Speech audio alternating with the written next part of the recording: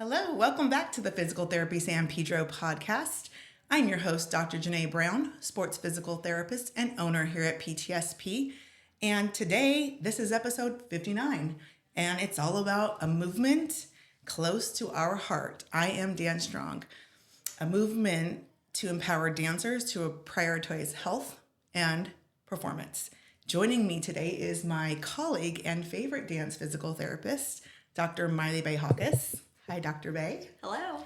Dr. Bay is our very own dance PT here at Physical Therapy San Pedro, and we love having her here. So today we're getting into all things dance, and I'm excited to discuss this topic with you. We're kicking it off September with this conversation for a reason, because National Dance Day is Saturday, September 20th. And so Dr. Bay let me know we got to talk about dance, and I said, let's do it. It's the perfect time to celebrate dance, but also talk about something that doesn't get enough conversation, and that's dancer health. Would you agree? Most definitely. Dr. Bay, along with leading dance educators in our own community, created I Am Dance Strong. And it's a collective mission to educate dancers, encourage open conversations about injury, and promote cross-training as an essential part of the dance culture. We're going to dive in to what this movement is all about together. So how dancers and educators can be involved. So we want to get you guys all involved with this and hope that you guys would implement maybe in your own dance communities, and some simple steps that you can take to stay strong, prevent injury, and perform at your very best. So Dr. Bay, let's dive in because I'm excited to talk about it. Let's do it. Let's do it. Okay, so I Am Dance Strong. It's a mission, it's a movement. Talk to me about the concept of I'm Dance Strong and what it means to you for all our folks tuning in. Thank you. Yes. So in the dance world, there's been a movement in the last few years. I'm not sure when it started, but we're also grateful that it has. And this is a movement just encouraging dancers to put their health first. If anyone knows the history of dance, there's some negative practices that have been in place for years and years and years. And those practices kind of encourage dancers or put them in fear to openly discuss injury or changes in their body for fear of FOMO, fear of missing out, really. Fear that they would get cut from a role, fear that they would be asked to stop dancing. And we are flipping the script. So we are promoting dancers to discuss their injury, learn about their bodies, put their health first. This is so important. It's great, yeah. And I know, I said when I opened up, that this is something that you've collaborated with people in our community. Mm-hmm. So talk to us about, and our listeners about, who in our community is involved in this movement, and who you have collaborated with over time. Yes, thank you. So when I joined PTSP, Dr. Brand was already collaborating with San Pedro City Ballet. And shortly after I joined, we also started collaborating with the Dance Factory. So Dr. Brown and I sat down with Cindy Bradley and Julianne Thompson, the directors of those two dance schools, as well as Gabby Herrera, who's the glue that holds things together down at the studio. And we kind of put their concerns out on the table, and we tried to see how we can meet them. They were, just as I had mentioned earlier, all those same concerns. The dancers are not telling us when they're hurt. We cannot help them. We want to help them. We don't want them to be in pain while they're dancing. We don't want them to be scared. We want to get them any resources that are necessary to promote their healing or improve their performance. Yeah, and we're really grateful because we started this relationship, and we just nurtured it. You came in and just delivered a higher level of excellent care because of your experience as being a ballerina yourself. You could relate to these dancers. You know what it's like personally to have your own injuries. You've had them as a dancer, a lot of them, right? I'm literally practicing I Am Dance Strong. Yeah, exactly. Every week. And you know what it's like to want to keep dancing. And so, and our goal here at PTSP is to keep our dancers, all of our athletes, right, in their sport if we can. Yes. But sometimes we have to, make some adjustments and educate. And so I think this is a great program for that. And we're grateful that the dance community that we work with is very supportive and is on board and has joined us on this venture, because this is why their dancers are more healthy right now. Yeah, Right? this summer we were able to add in Kircher's Dance Lab, our third studio that we presented the I Am Dance program to. So we're happy to be growing. That's so great. I'm so proud of you. Okay. One of the things that you did this last year was create a contract of health for your dancers. Walk through the contract and the purpose of this contract of health. So I brought a little show and tell. So this is an example of our dancer contract of health.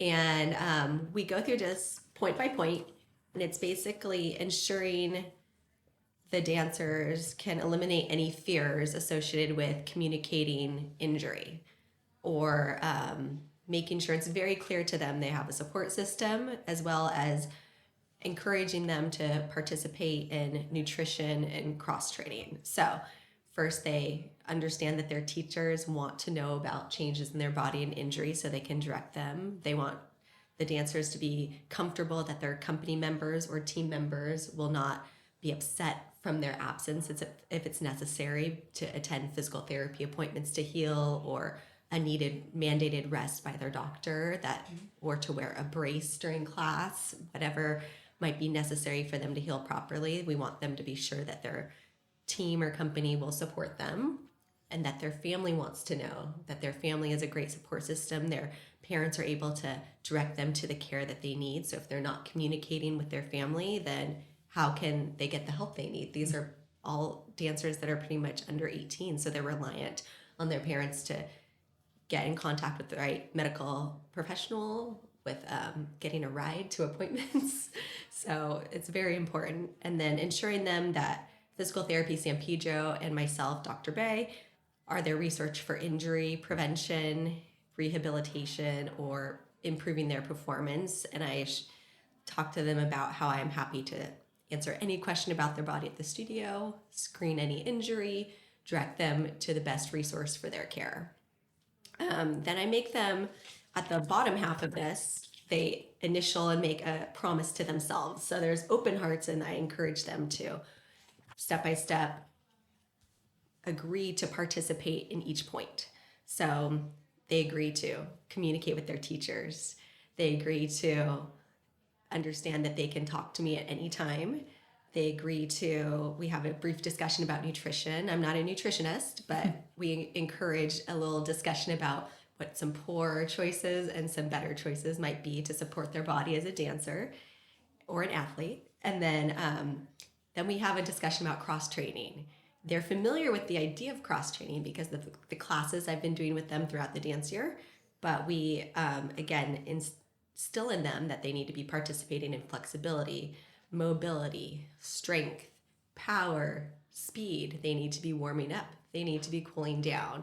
And that just attending class is not enough to be their best dancer.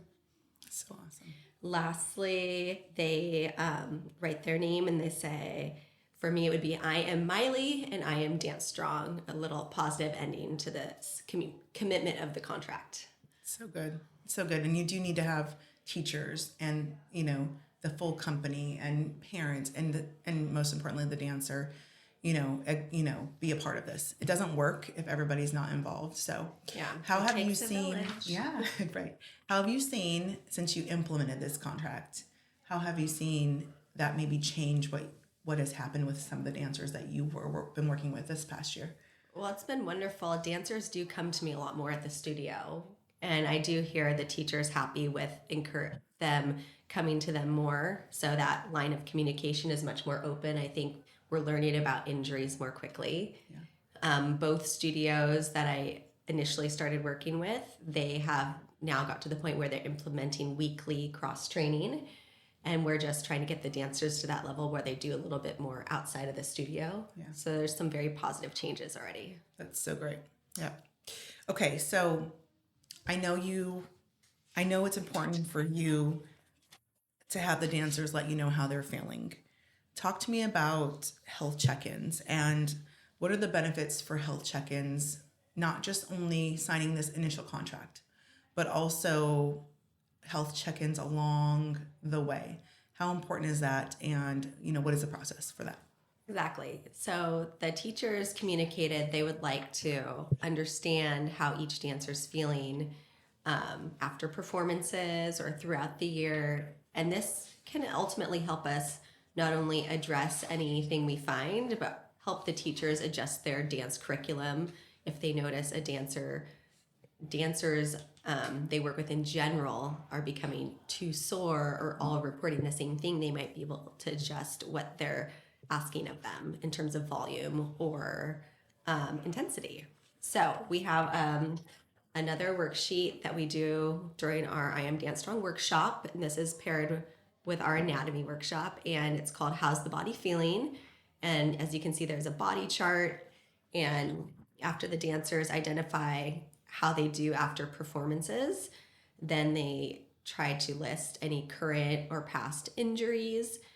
We have them mark soreness separately from injury on the body chart so we can kind of get an overview of what everybody is going through. And then we try to figure out if they're receiving treatment and if that's working. And if they're not receiving treatment, what's their limiting factor? Is it that they don't know who to see, they don't have a ride, they don't have time, and we try to help them problem solve these. So is this something that is used not only by the studio? I'm assuming this can be used in a couple different ways, that you're using in a couple different ways. Maybe when you come into a dance class or at the beginning of your summer intensive or the class you teach there, you can kind of hand it out and go, I want to check in here. Or after a performance, you can kind of utilize this as a tool along the way where you can do it, or you can have the instructors do it as well. Hey, pull some forms and pass them out, and let me know how things are going. Is that kind of how you're using this? Yeah, we're kind of using it currently they like to do it in the summer intensive, and it's kind of a beginning of the year check-in.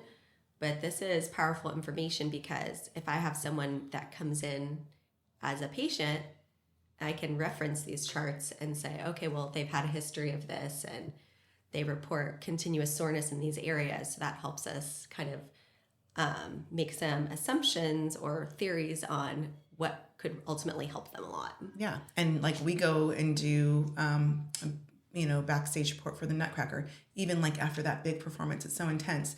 It's like that first class you teach after. It's like a good opportunity to go, okay, let's check in with how you are feeling because you just did a lot. Definitely. Yeah. Right? That's a really good chance to figure that out because the ultimate goal would be that the next year they could feel better than they felt the previous year. Yeah. After.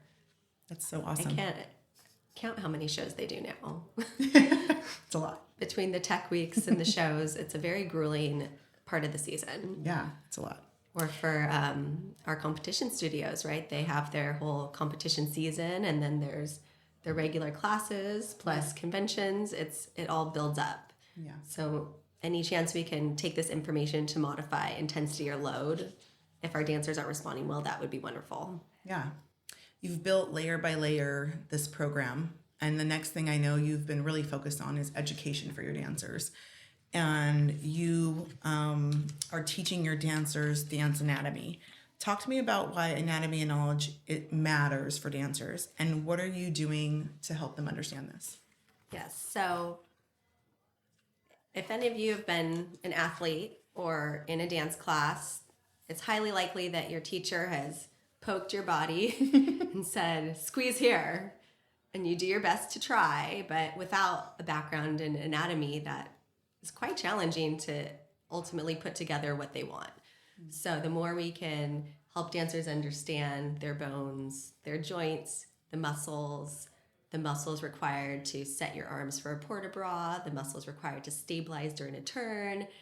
I have a big memory of going into a penché and my teacher's just poking like the top of my hamstring, like squeeze this. And at the time I did not understand the use of my hamstring for a hinging motion. And I was like, okay, I'll try. So, but now after I went to physical therapy school, all these light bulbs went on and I thought, oh my gosh, if I had known all this earlier, and all the dance educators, they agree. So we've made a dance anatomy book. It's based on a coloring book that exists in the universe for anyone to get.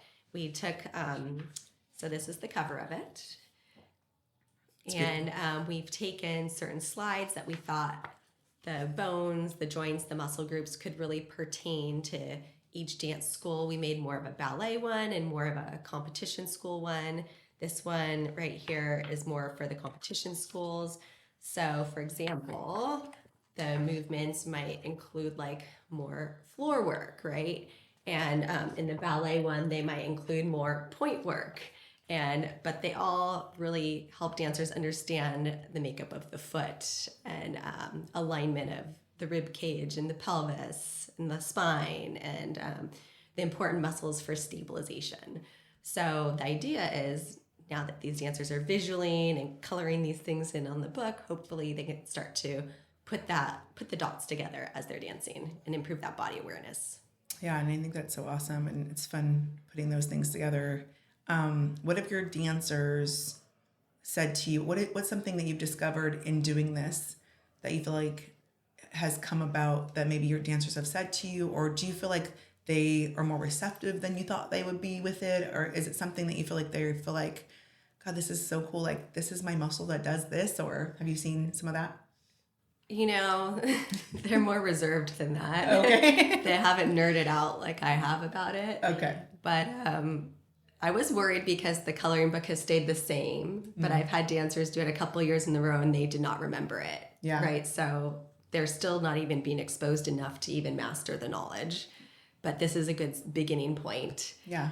But I did form a quiz, and I'm changing the quiz each summer to kind of have them take this knowledge a step further, and they are really enjoy participating and finding the answers. And I try to encourage them to maybe demonstrate a dance move or certain exercises at certain points that would incorporate the muscle they had to find in the book. And they have great participation and great enthusiasm, so they seem to be enjoying the process. That's really great. It's so awesome. I think you probably could use the same one every year and it still would be really beneficial, as a matter of fact, for even PTs and trainers and everybody else. There's a lot to learn. It's a lot to learn. It's fun stuff. Okay, one of the first things that we started doing as at PTSP was dance strength and conditioning classes. And we started those, I think we started before you came on board. It was one of the things that we thought we could help and make little changes in. And of course, you've built these layers upon that. What are these classes? Because you've taken that class and made it even so fabulous, way more fabulous than it was when I started it. You're doing a lot of things because you have a lot of knowledge related to dancers and movements that they need, right? What do these classes involve? What are you doing with these dancers when you do a strength conditioning class? Because people think strength, oh my God, I'm going to get bulky. I'm going to get, and that just, people shy away from that. Yeah, there's no way this class can make you bulky. I've seen it firsthand here at PTSP because we have some patients with that goal. And what we apply at the class is not nearly enough to create bulk. It's hard work to get bulky. Yeah, you have to really try. But what we do see is much better muscle engagement to support stability and our dance postures and end range movements. And it's really fun to see. But occasionally some of our patients that have been multiple times, they are getting comments that maybe their back muscles look really nice. Which is nice to look nice. Yes. But so essentially, as every class should have, right, there's a warm-up, and I tried to educate the dancers, first of all, on static versus dynamic stretching. And we participate with, of course, our dynamic stretches as part of our warm-up and a lot of activation of the core muscles and spinal mobility. And I try to encourage them to participate in these things on a regular basis, as well as if they need to use it for performances or competitions. Next, I'm newer this year, is we're trying to teach them more about self-mobilization. I was very surprised to learn how little they knew about how to use the foam roll or a massage ball on their body. They could do a couple things, which was a great start, but my goal is to have them master that, exposing to them to a few points each class throughout the year. That's also a good warm-up technique or a good cool-down technique as well. Next, as we move into the class deeper, there's mastery of strength for some of the most important muscle groups for dancers. So both we see as patients, and then the teachers can also report to me they see problems with their dancers having adequate strength in their hamstrings, their lateral hip muscles, Their just core in general is a big complaint. And then, of course, our upper back muscles.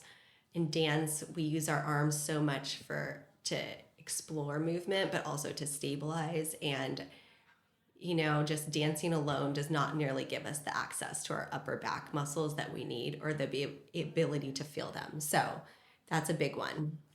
Next, we move into and it's a little bit different each class, but trying to expose them to agility, because in dance there's always quick change of direction, plyometrics for safe jumping and higher jumps, and speed or power movements. Those apply a lot to, again, the jumps and the change of directions and our turns, the ability to engage our muscles as quickly as possible.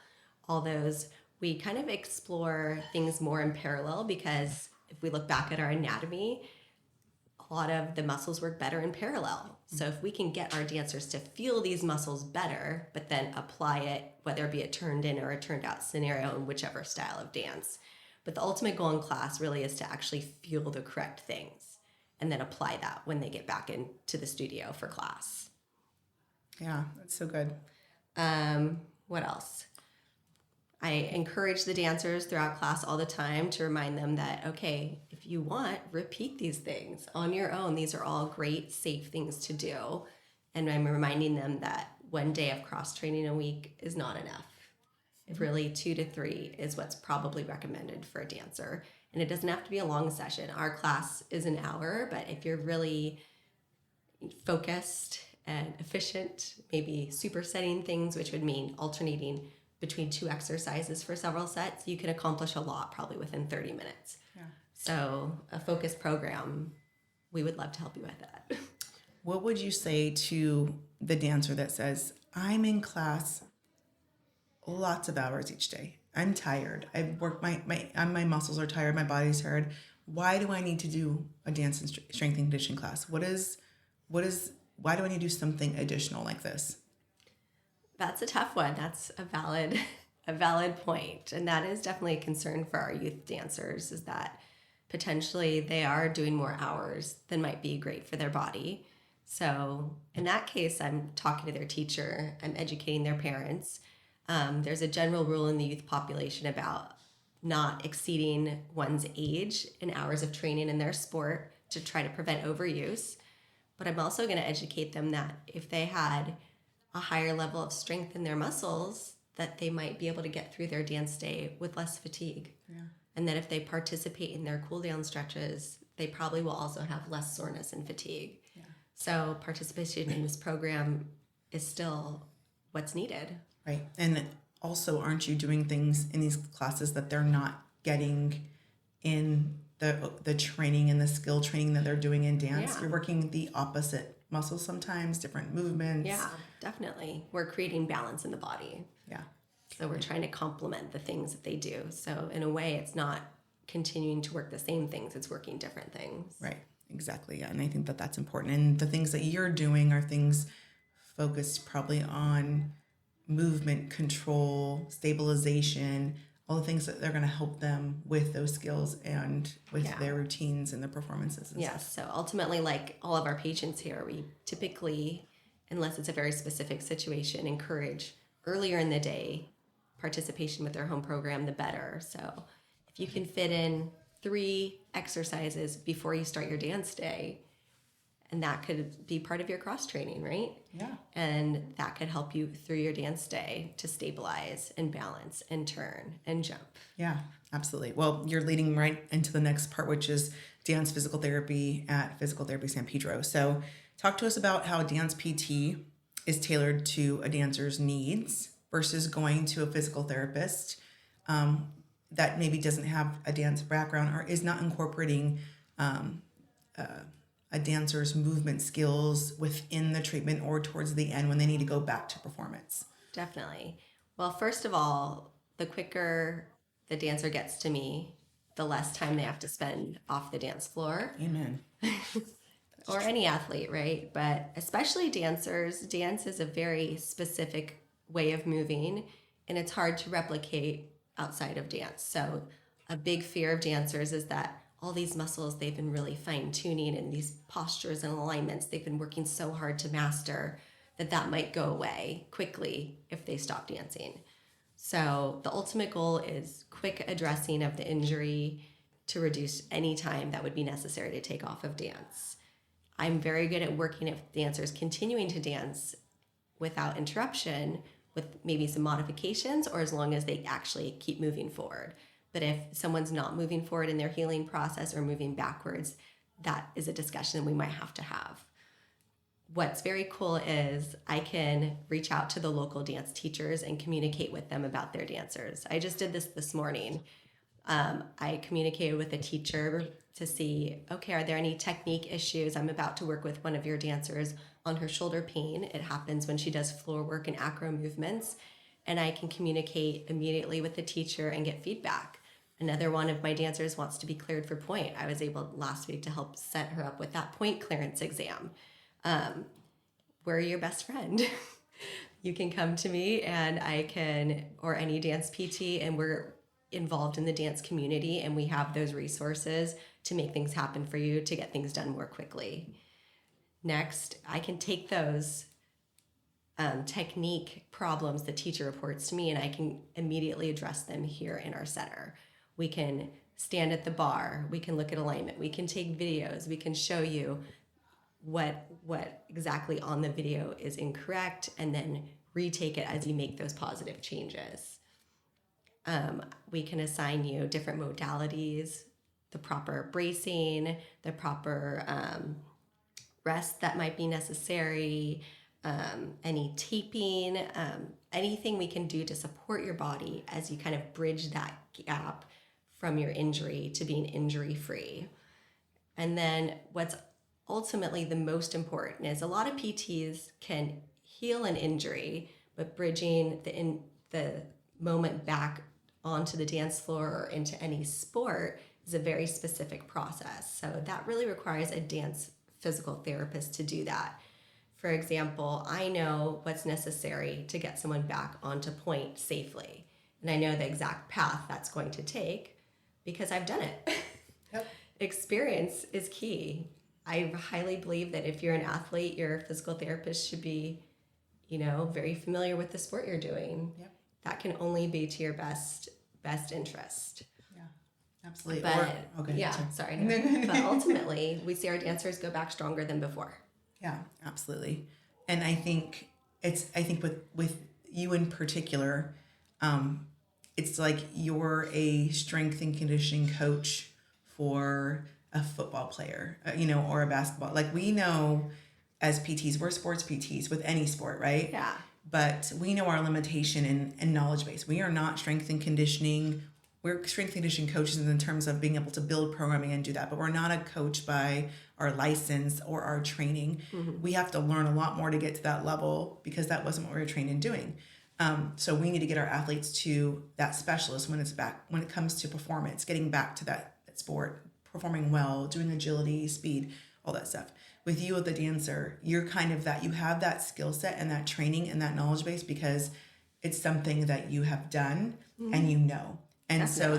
So that's really what makes a big difference in that return to dancing phase, essentially. So definitely. So it matters. Thank you. Yeah. Okay. Is there anything else you want to share with our listeners, our followers about this program that we didn't share before we wrap? Is there anything that you would want them to know before we conclude? Well, I would love everyone to be dance strong. She would love everybody to be a dancer, by the way. Oh, and yes. I love our patience. I'm like, did you used to dance? You want to dance again? Like, you're very coordinated. You could be a great dancer. Look at that point. You should have been a dancer. True story. Mm-hmm. But this is not just for the community of San Pedro. Mm-hmm. I mean, everyone all over the world has their own way of trying to participate in this movement of putting dancers' health first and making dance the healthiest place it can be for a dancer. If you are interested in our I Am Dance Strong program, we would love to try to help share it with you and see how we can make a difference in your dance community. Absolutely.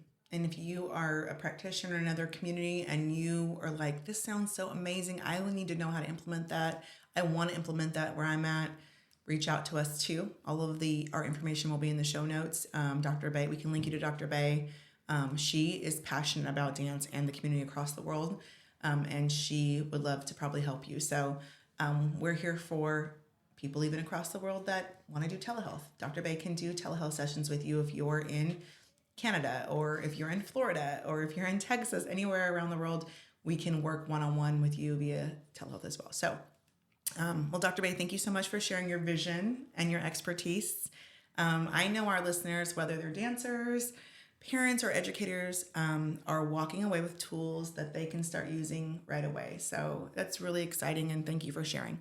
To everybody listening, I am Dance Strong isn't just a slogan, it's a commitment to put dancer health first. So talk to your teachers, talk to your parents, and your dance medicine specialists. Make injury prevention, smart training, and proper recovery part of your dance journey. And if you're a dancer, like Dr. Bay said, dealing with an injury and you want some help, we got you. We also can help you as a community, a dance program in the community with dance strength and conditioning classes, or one-on-one. Dr. Bay's got you. You can work with us here on site or via telehealth, as I said earlier. Just contact us and you can book a session. Our information will be in those show notes. If you want to learn more about dance physical therapy or dance strength and conditioning programs, again, connect with Dr. Bay. She's got you. And don't forget that Saturday, September 20th is International Dance Day. So share this episode with people. Join the conversation. Let's keep building stronger, healthier dancers together as a community. And if you are tuning into this episode for the first time, we have 58 other episodes at Physical Therapy San Pedro that you can listen to, watch, read our blog on our website, physicaltherapysanpedro.com. You can watch on YouTube at Physical Therapy San Pedro, or you can listen at any place you like to listen, Apple, Spotify, Amazon Music. We are here to educate you on all things that we think our community would want to learn and know about. So tune in, check that out, and we will see you next time, you guys. Bye.